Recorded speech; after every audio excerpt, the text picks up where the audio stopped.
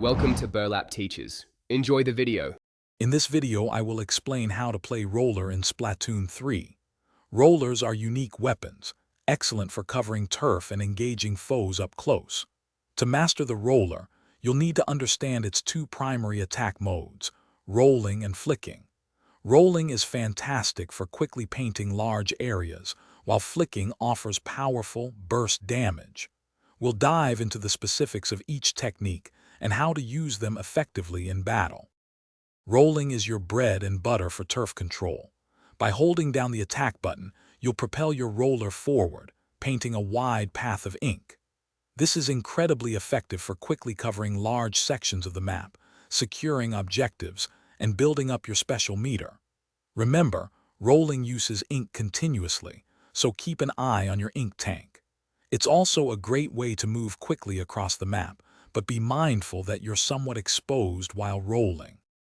Now let's talk about flicking, your primary offensive tool.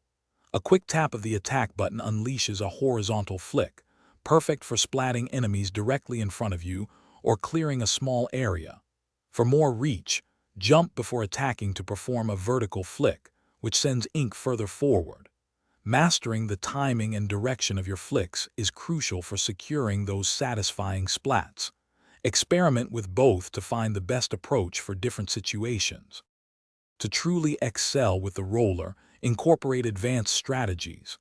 Use your sub-weapon like a curling bomb to quickly close distances or flush out hidden enemies.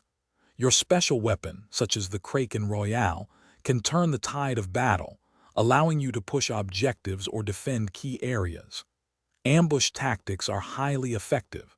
Hide in your ink and surprise opponents as they approach. Consistent practice with movement and ink management will elevate your roller gameplay to the next level. Thanks for watching. Consider subscribing if this video helped you.